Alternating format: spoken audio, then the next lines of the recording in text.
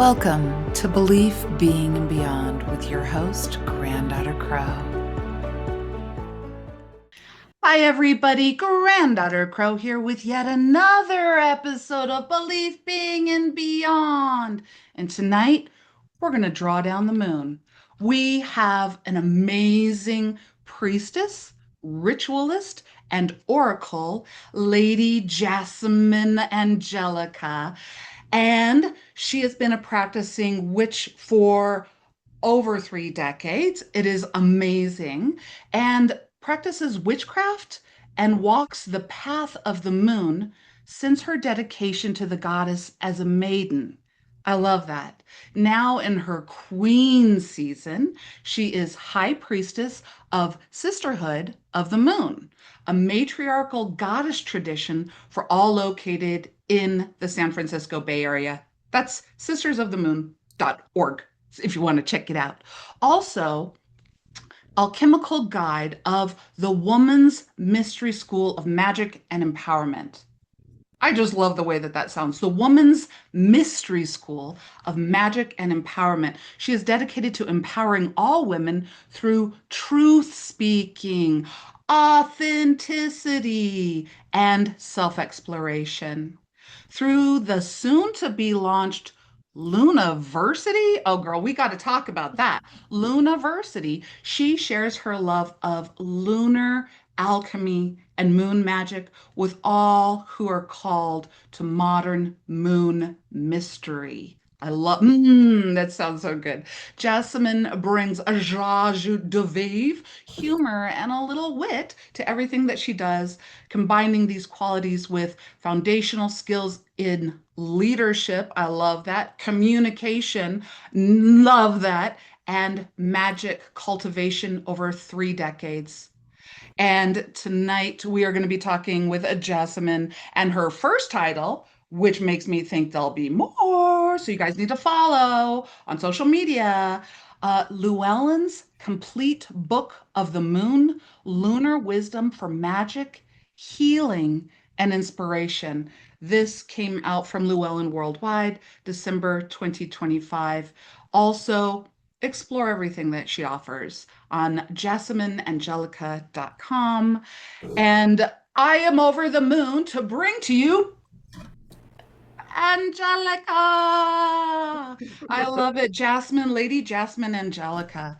I mean, come on. That's just such a beautiful name, you queen. Queen. Oh, thank you. It is so lovely to be here with you today, both of you. Thank you for having me. I just love this podcast so much. Oh, thank you. Thank you. Thank you. You know, when I was looking at this, I love the moon. And so I'm like, ooh, do we talk about this? Do we talk about that?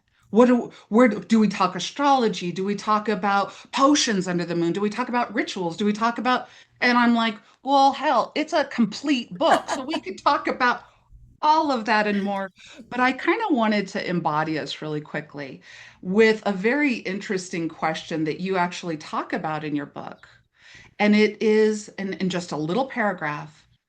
We hear earthlings, right, need the moon. A lot of times in a lot of magical practices, and I mean, even if hunters and gatherers, you see the moon, same moon. It's beautiful. But we don't really understand the scientific logic behind the moon's energy. And you had mentioned somewhere in your book at the beginning about a world without a moon. And I don't want to start on a hard note, but I think that it would exemplify the importance of the moon. Tell us a little bit about what would the world look like? What would Earth look like? Would it even be here without the goddess moon?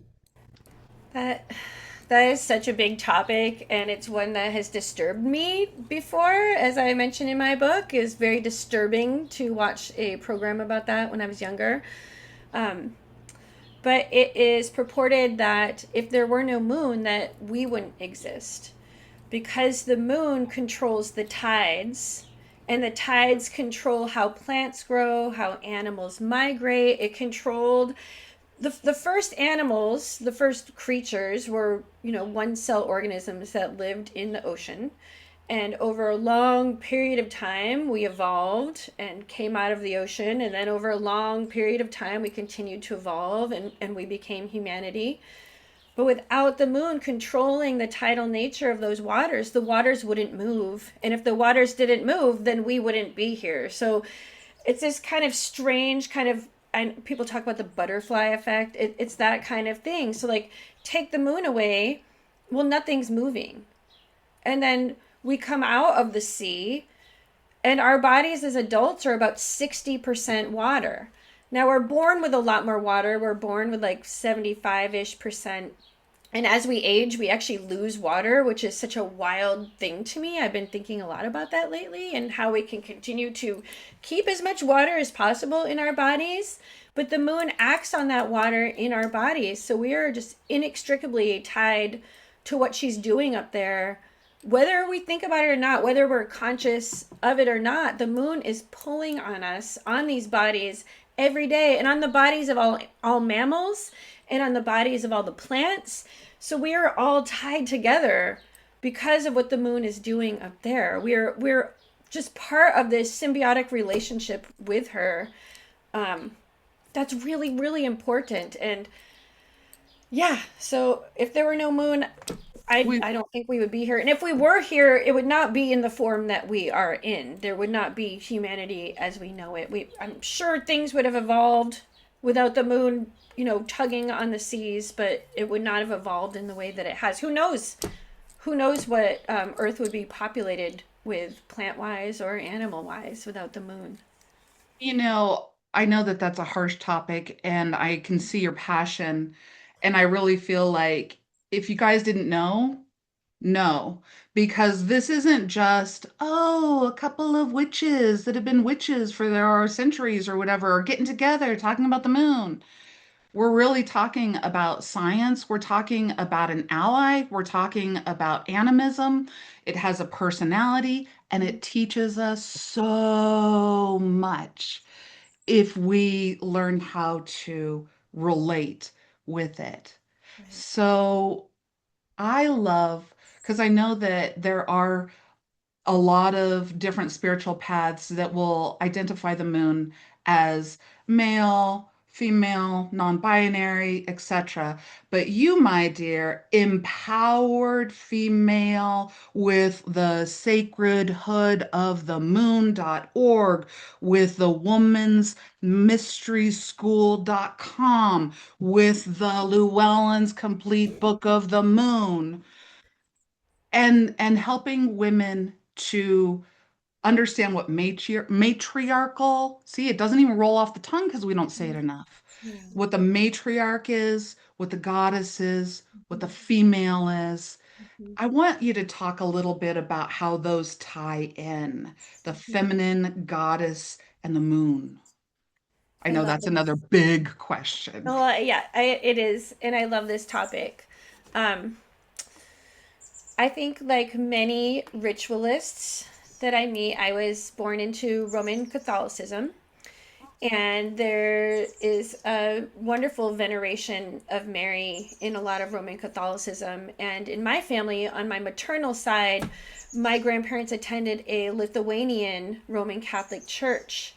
And people may or may not know, but Lithuania was the last European country that was Christianized. So there's still a lot of kind of that folk magic and medicine involved in that church to this day. And one of those things is this deep respect and love for Mary. So Mary was my first goddess, and my grandmother loved Mary, and we would pray to her together. And I ended up going to a Roman Catholic school from grades 2 through 8. And the nuns there also were very Mary centered, including that every May we would do something called the May procession. And all of us little kids would come with flowers from our yard. And I was growing up in rural New England. So at that time it was lilacs. And we would parade up the street carrying armfuls of lilacs, this huge statue of Mary singing and laying them at her feet. And I remember it was always my favorite day of the year. And it wasn't until I was an adult that I realized, wow, those are leftover things from Beltane, from the May Queen. Like we're honoring Mary as the May Queen. So I feel like I've always had a deep connection to goddess, even though she wasn't called goddess. And then as a young witch, I found women's spirituality very early on. So I feel like the majority of my training in priestessing has been through the lens of women centered spirituality, and women centered spirituality being so important in this era that we're living in where men are the default, where women and girls grow up not realizing that they're just as worthy, that they're just as intelligent, that they're just as powerful and important. And it's always felt so important to me to center women so that women can learn who they are and to step into their fullness. Because only when women take their rightful place in the world again can we heal what's happening in the world. And so I make the conscious choice to call the moon she and her, and to worship the moon as goddess. Now, I have no problem at all with people who call the moon by God's names or non binary names. I think that's wonderful. I think that we each are permitted to have our own relationship with the moon. And whatever that is wonderful. But I make the conscious choice to relate that to goddess and to relate the cycling of the moon to the cycling of women's bodies as well. I love Not saying that. that men and non-binary people can't work with the moon in the same way. I think that they should and that they can and that they do. But I feel like we each hold an important piece in this world. And the piece that I'm holding right now is the place for women to empower themselves. And we can do that through the lens of the moon. So needed. Yeah. And once again, we wouldn't be here without the moon, and we wouldn't be here without women, Mm-hmm. right? Mm-hmm. So, Jenny, what questions do you have for Lady Jesamyn? A million, but I'm gonna like narrow it down. But what you just said, I thought I had to make this comment and I had to like give a clarification for people. It's so interesting that when we say we're doing this for women, people automatically are like, you're taking away from men. Yes. Mm-hmm. And we're not. And so No. that's, I just want to clarify for people when someone says, I'm working with women, I'm empowering women, that's helping everybody because women make all the people. So if like you're helping women, you're helping everybody in those women's lives. And I just wanted to put that out there as a clarification. I really appreciate that. I do work with men. I do partner with men. I do magic with men. I think they're just as important. I think women, though, have been hidden for so long and have been pushed down and treated as not enough, have been treated in ways that are absolutely just terrible. I'm still aghast at what is happening right now in 2026, that this is still going down. That sometimes we have to swing that pendulum all the way in one other direction in order to come back to the center. So I love men. We're not men haters. We work with men in Sisterhood of the Moon. Um, and I think it's good for men to have places that are held by women and where women are centered so that maybe they can understand a little bit of what it's like to be a woman in society where man is default, where the word brotherhood, fatherhood, these are the words that are centered. So instead of saying sisterhood, yeah, men are welcome in sisterhood as well. As well. Yeah. I love that. Take us into the book, Jenny. What she is, our book, basically, let me tell you.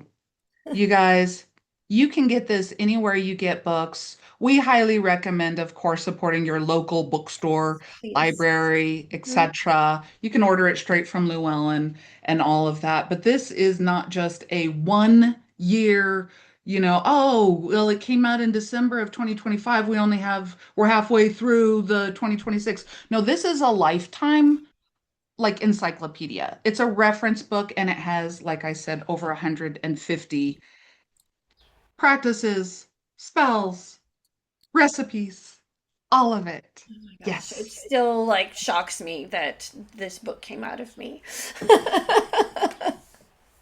Yeah, can we talk about that journey? Because I talked to you about this at Spirit Northwest, and I've talked to this about this with Granddaughter Crow, but it is highly unusual for a person's first book to be a complete book of something.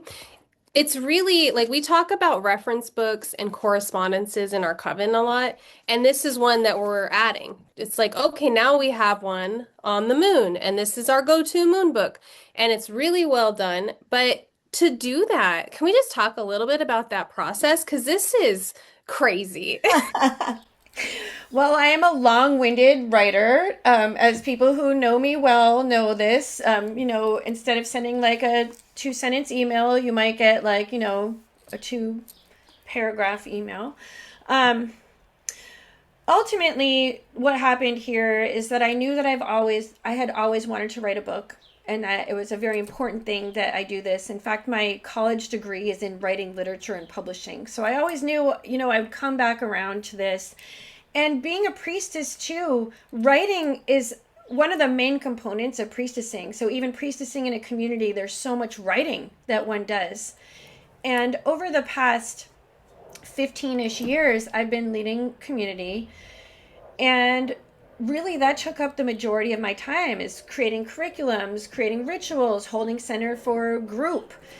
And I came to the realization that if I didn't write the book now, it will never be written. And that really kind of lit a fire under my bottom. And I reached out to one of my Llewellyn author friends, Deborah D'Angelo, who is an amazing, wonderful writer. She wrote Pagan Curious, which is a really fun book for people who might have questions about paganism but don't know where to begin. It's just the sweetest book. And Deborah took my hand and introduced me to who would become my editor at Llewellyn, Heather Green. And I submitted a different book idea, and then she said, the writing's really great, but this topic is not one that really traditionally sells. Do you have anything else? And I had been percolating this moon book for a really long time, and I'm like, okay, yes, here's what I have. And it felt really vulnerable because this book it's who I am. It is my own practices. It's things that I've worked at and developed for so many years that I was kind of hiding it away. And I had proposed a book. I did not know the size of the book. I went through my contract and it did not tell me how many words to write, so I wrote until I felt done. And I sent that to Heather Green, and she came back and she said, wow, this is really big. Let me get back to you. So I sat in nervousness for some time. I don't even remember how long. For all I know, it was one day. Maybe it was a month. I really don't know. But I know I just was sitting in nervousness. And she came back and she said, I took this into a meeting with Llewellyn. How would you feel about this being Llewellyn's complete Book of the Moon? And I really didn't know what that meant. So I reached out to a bunch of my other author friends at Llewellyn. And they're like, you would feel really great about that. Like, that's what you want. And I'm like, okay, yes. And the best part about this is I didn't have to cut anything out, and I could actually add some things that I'd wanted to add, but I had held back because it felt like it was becoming a ridiculously length manuscript. So that's kind of the story, and it's really just, it blows my mind. Like, a lot of it feels channeled, right? So I reread it, and I'm like, gosh. Wow, I was like in that space, and you're both writers, so you know what it is sometimes to go back and read your stuff and be like, wow, was I really like that open channel for the divine to come through? But they are all my practices. So it's just, I don't know. Like, I believe it, but I don't. Like, it's such a strange feeling to have a piece of me out in the world. And I'm not a mother of humans, so I haven't had that experience of having children out into the world, like pieces of you. But I can imagine that it probably feels similar when you look at your kids and be like, wow, like, that's carrying part of me out in the world. And it is very vulnerable. I feel very exposed having the book out in the world, but I also know that it was the right thing to do, and that this is legacy work. And even if I never get an opportunity to do anything else, at least I have contributed this to others. And one of the things I always say to my students is take what works for you and leave the rest. Try the practices. Please don't just be like, oh, that doesn't look interesting. Try the practices, make the potions, do the ritual, and then if it doesn't feel right, don't ever come back to it. So that's part of like the completeness of the book is that perhaps it doesn't work for you. Perhaps these practices don't. But maybe it'll create for you a jumping off point so that your own practice can deepen and you can learn what works for you.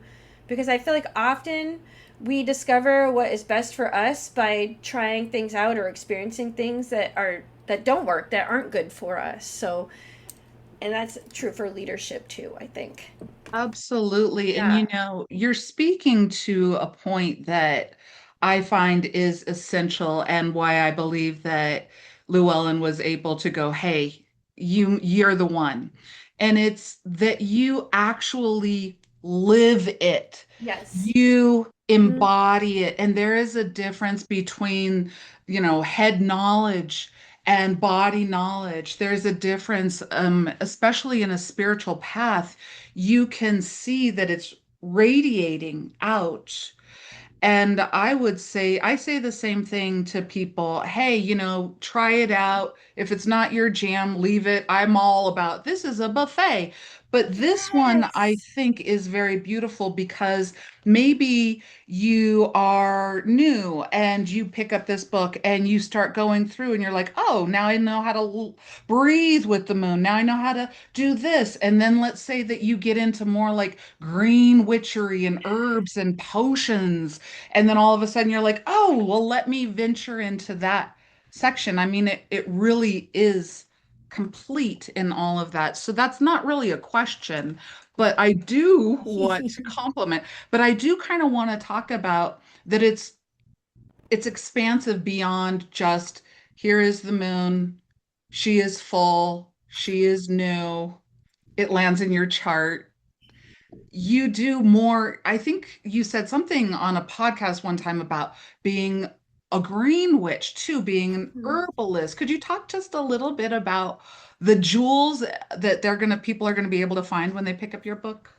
That makes me really happy because green witchery is one of my favorite things. And as I was developing my practice as a young witch, before I was practicing with others, I studied herbalism and green witchery. So that's like really kind of like roots of part of my own personal solitary practice. And it just brings me such joy to be able to share all of these potions with everyone because potion making, I mean, come on, like how witchy is that? And to work with the moon and to work with the green realm and to create things that can help you to connect better with the moon or connect more with your own self and your relationship with her. I think it's really important things because we can drink in the moon in this way. We can take her vibrations and create them into something physical that we can hold and touch and ingest. And then that becomes part of our bodies. So I take potions every day that I create with the moon. I also offer her water every day as part of my daily practice and connecting with her. So even just water held up to the moon and asking her vibrations to come into it, well, there's a potion you can make in like 5 seconds, and then imbibe it or offer it to say a plant that you're tending or even to your animals if you're pet parents like I am, like sometimes we want to bless their water because they need help with something. So something as simple as that. And I think potion making is a really big part of all kinds of witchcraft. It doesn't just have to be lunar witchcraft, but it's a great way to combine the energies of earth, which is the green realm, and then the energies of the cosmos in the form of the moon. I love that. So what other questions do we have, Jenny? Well, you just kind of touched a little bit on moon water, and that is such a hot topic. People are like on, especially TikTok, like there's a wrong way and a right way, and you can't do this and you have to do this. And so I would just love to hear some opinion on that. Like, if I'm a new witch and I'm hearing people say moon water, like, what is that? And essentially, like, how do I create that? And then what do I do with it? You kind of touched on it a little, but really, if you could just make it clear for people, I think it'd be great to have someone who actually wrote a book about the moon explain that to others. I love Right. it. Well, the most interesting thing here is that I've never been on TikTok. So I'm not familiar with this. I mean, I hear like stories. I heard about people hexing the moon a couple years ago, and I'm like, yeah, I don't really need to go on TikTok and handle any of this. So like I said before, do what works for you in your practice. If you don't like what I'm saying, don't do what I'm doing and don't come after me because this is my practice. So, moon water, in its most basic form, is collecting the vibrations of the moon in water. And the element of water is a correspondence of the moon. It is the moon's home element. So there's already a connection there. So, for example, you might want to create a blue moon water. So that's a full moon, and we're not going to talk about the time right now, but so you would set your water out during that time of the full moon, the blue full moon, and then you would bring it back into your home. Now, you might want to save that to use for ritual at another time. If you want to save moon water, you want to preserve it with something. So that means that you want to add some alcohol to it. So if you have a quart jar of moon water, add about an ounce of vodka or brandy or gin, whatever you have on hand, so that way it doesn't grow bacteria and you can keep and use it later. So if you're going to use it in ritual, this is holding up the chalice to that blue moon, calling those vibrations down, naming it the moon, drinking it in, right? So you don't even have to save it. Maybe you want to pour it out on the earth as a libation. Maybe you want to add this moon water to a sacred bath or use it in your sacred shower because you want to actually have your body inside of these vibrations. You can make moon water for any phase of the moon. You can make it actually, during any kind of astrological thing that's happening. So perhaps you want to do something with an eclipse, or perhaps there's a conjunction with the moon and Venus and you want to store that water. So you can look ahead at spell work or magic that you might be doing in the future and then make the moon water and preserve it to use later. You can also put a few drops of it in a chalice at any given time. So perhaps you're doing a ritual at a strange time. I don't know, maybe the moon is waning, but you're doing something that you need to do the magic for increase. Well, maybe you're going to pull out your moon water that is having waxing moon energy and you're going to use that while the moon is waning to kind of cancel out the other energies that are happening. I love it. Listeners, we're sitting down here with Lady Jesamyn and Llewellyn's, the author of Llewellyn's complete book of the moon, www.jasamynangelica.com. Everything's in the show notes. If you are enjoying this show, you can support it by liking, subscribing, and sharing. Also, connect with us. Leave a comment. Text the show option wherever you listen to podcasts, leave a review, or email us at beliefbeingbeyond@gmail.com. Also, I'm on Patreon, where a small donation goes a long way. Find this and more episodes at granddaughtercrow.com. Thank you. Now back to the show. So, next question, Jenny. I know you got to have more. I'm like, what is Jenny going to ask? Well, I want to say that I love that.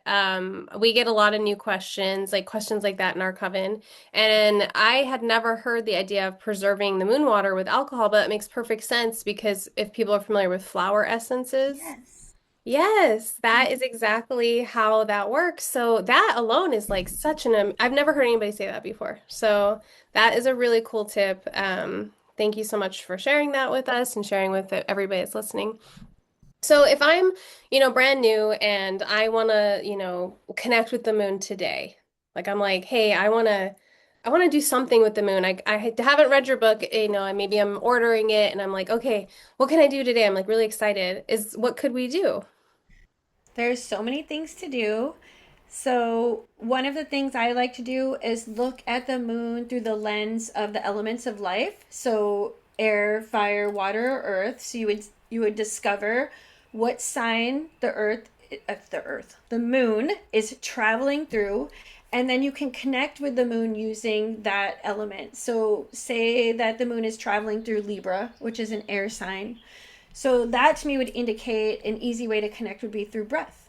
So I would concentrate on breathing the energy of the moon into my body and then releasing anything that I don't want to carry out with my breath. I might breathe in the energy of the moon into my body and then breathe gratitude out to the moon for all that's happening in my life or things that I manifested, or even just for the moon's witness of my life. Because when you think about it, the moon has witnessed every moment of our lives and every moment of all of humanity. The moon witnessed everything that our ancestors did too, which just always makes me feel so connected to the whole cycle of birth and death and rebirth. And then for fire, you might want to create a moon candle, or if the moon's waning, burn a candle down to release stuff. If the moon is waxing, burn a candle to call things forth. If you don't have a lot of time, I like to use birthday candles. So say you have 5 minutes before work, get a birthday candle, and there's your spell. You can do it before you're out the door for the day. Because as we all know, do not leave flames unattended in your home or anywhere else, please.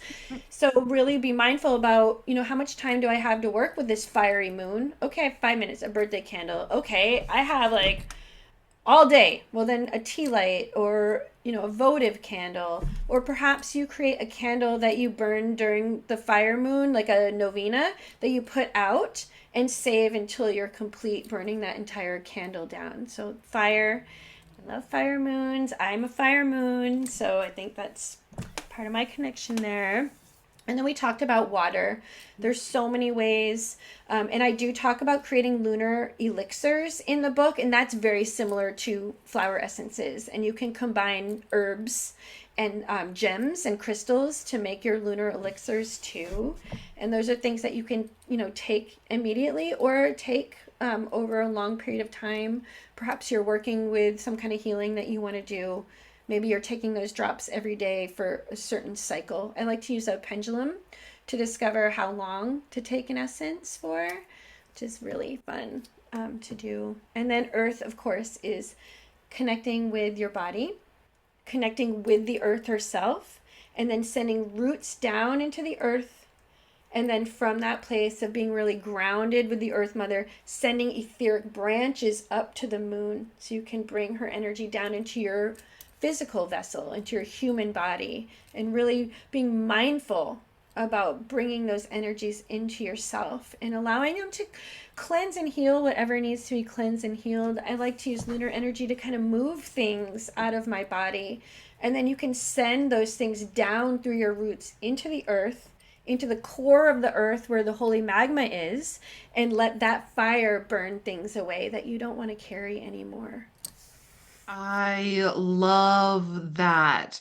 I mean, I told you guys we'd be calling down the moon, and this is one quick, easy way to do it. And just to clarify, a lot of times people think, well, I gotta wait until a full moon. No, the moon is right there, people.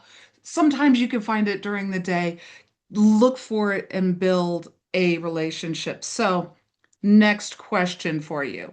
You've got the sisterhood of the moon. You've got women's mystery school. You've got Luniversity. Luniversity, which is gestating right now. I had thought it would be born by now, but it's not quite ready, so I'm letting it percolate. We don't push things out until they're ready. But Luniversity will be a space for all genders, so for all adults.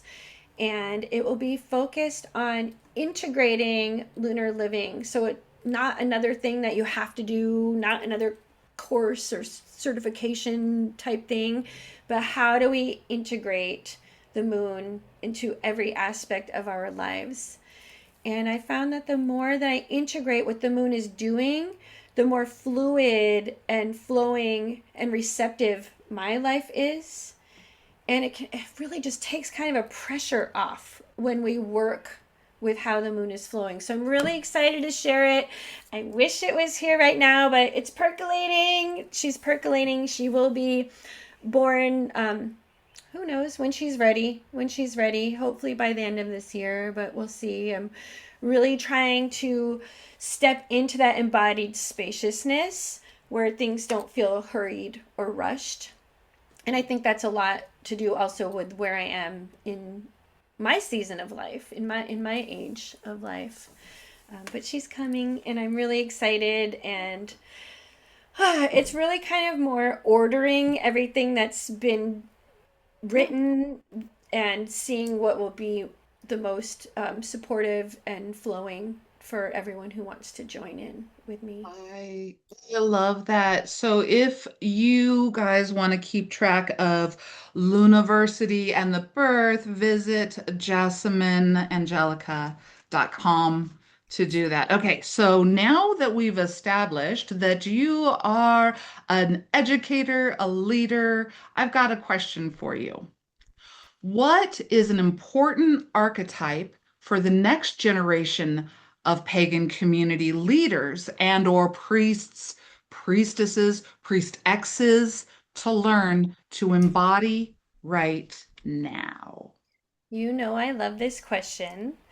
And it is my opinion that the empowered sovereign is the most important archetype for leaders to embody right now. So, in women's space, you might know that as empowered queen, in men's space, empowered king, but in mixed spaces, I like to say empowered sovereign because that's reflective of everyone's life experience.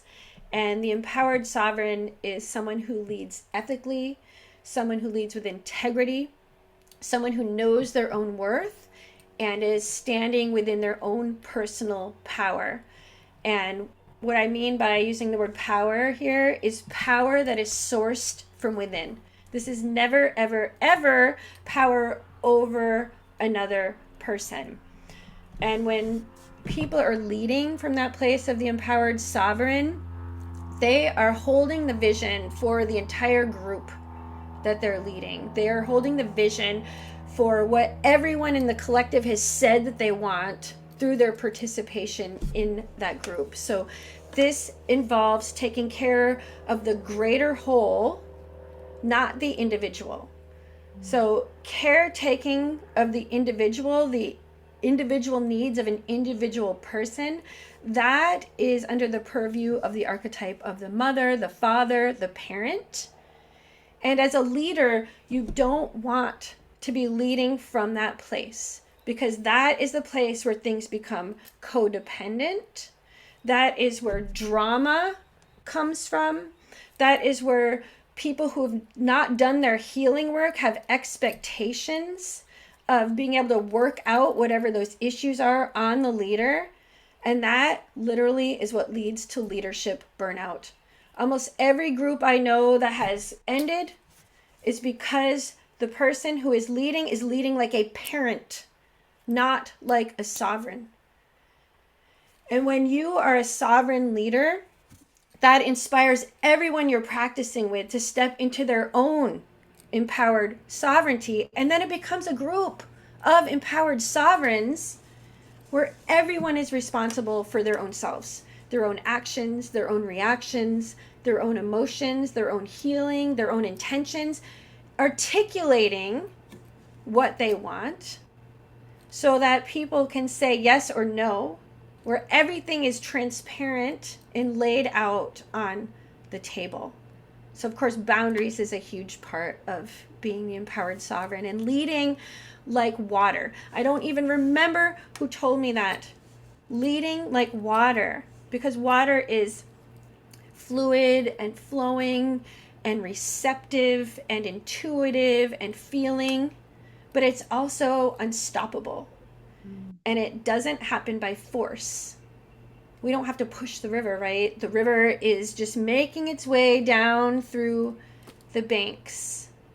And it's a place where love can be placed at the center then, right? Because there's not unvoiced expectations. There's love at the center, love and compassion. Oh my goodness. So everybody knows me as Granddaughter Crow. I also have a doctorate in leadership, and I support everything that you just said. I've studied leadership, well, a lot on a doctoral level. And what you just said, I think even if the up and coming new leaders, the up and coming young, whatever you want to call them, will do this, but I also encourage everybody who's listening to this podcast to have that sovereignty and empowerment. Yeah, 100. Mic drop. Thank you. It's very Abs. important to me. It's a very important topic to me. Yeah, me too.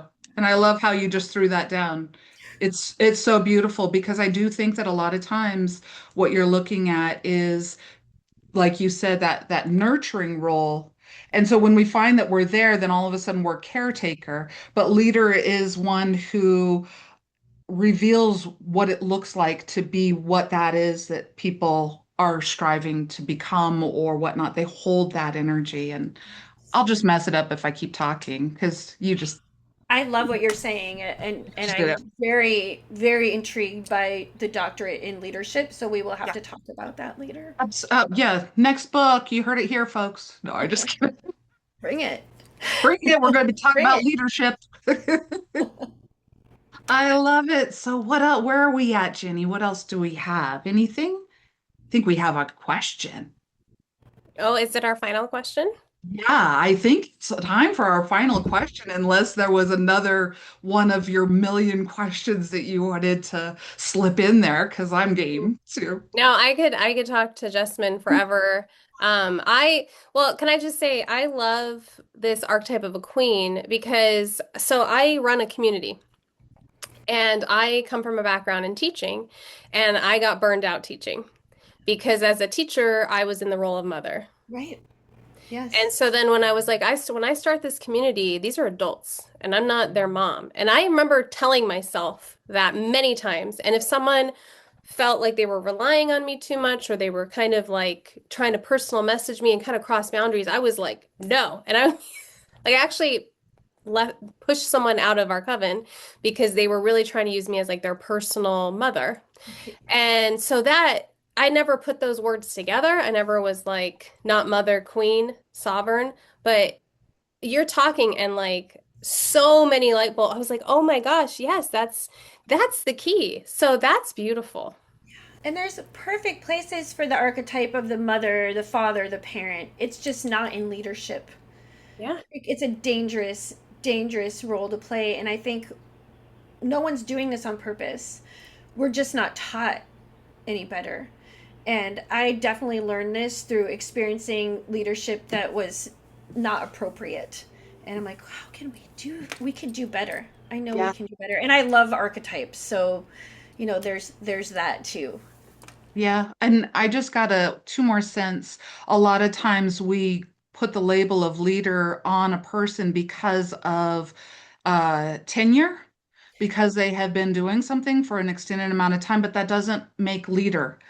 Tenure experience does not make leader. It's another type of, and exactly, it's queendom, it's kingdom, it's sovereign, it's priestess, and I think that for me, I personally love working with people who are self-empowered with healthy boundaries because you know that they'll take care of themselves, even if you're like, woo, just playing around. So Exactly. Well, I, I think a yeah, lot of people are taught to play the victim, Mm, and the victim archetype, it can't coexist with the empowered sovereign. It just doesn't work. Those things can't be in the same place at the same time. So when we notice ourselves moving into victim space, being like, no, no, no, no, empowered sovereign space, I can, no matter what terrible things have happened to me and what trauma I've experienced, because all humans have terrible things happen to them, all of us are carrying trauma. We don't have to sit in that victim space. We can choose differently. We can choose to be that empowered sovereign. Yeah. 100. yeah, that's amazing. And yeah, just I could talk about this forever. But yes, that's like, Me too. yeah, it's so, well, no, that whole thing, like you can't be in the state of a victim and the state of a sovereign. That alone is like if so people that are listening, if you're not in any kind of leadership role, just like take that for yourself. That if you are finding yourself in the role of victim often, know that you can't be in your empowered king or queenness, your sovereignness, if you're a victim. That's so good. That's so good. Thank you. That means a lot to me coming from you. So true. It's so true. Okay, so time for the final question. Do you want to ask or you want me to ask? It's up I'm to gonna let you. I'm gonna let you ask. I'm gonna let you. you Okay. ask. Okay. So here at Belief, Being, and Beyond, we understand that there are a lot of belief systems, and belief systems constitutes how you're being, but there's always something more. There's always something beyond. So our question to you, Lady Jesamyn Angelica, what is beyond? I love that question because it is a holy mystery. We actually can't know what is beyond, but it is my hope that what is beyond is wisdom and belonging and love. And I think those are the three things that we always are seeking in this lifetime, that all humans are seeking: wisdom and belonging and love. We might not be conscious of it, but that does guide almost all of our actions. So that's my hope. That's my hope, that in the great beyond is infinite wisdom and belonging and love. Oh, I'll sign up for your Beyond. That sounds good. Yay! Let's all do it Put together. me on the list. Yeah, I'll buy my ticket. I I love it. absolutely love it. I love it. So, listeners, we have been sitting down with Lady Jesamyn Angelica. .com. Find all the things, follow on social media. The wonderful Llewellyn Complete Book of the Moon written by her, and all of its beauty. Like, subscribe, follow Lady Jesamyn. Always keep track because you never know when Luniversity is coming out. And if you just heard some of the mic drop moments. So, yeah, we may look cute, but we got some brains in here. That's what I'm saying. I love it. Anyway, people, we love you to the moon and back, and we will see you next time. Thank you for listening to another episode of Belief, Being, and Beyond. Please subscribe and share with whomever would enjoy this podcast. And please leave us a review. We really, really appreciate that. For more about Granddaughter Crow, granddaughtercrow.com. There you can learn about her classes, sessions, and all of her books. And for more about Ginny C. Bell, please visit ginnycbell.com, where you can learn about her books, her classes, and Our Coven community. Thank you so much for listening.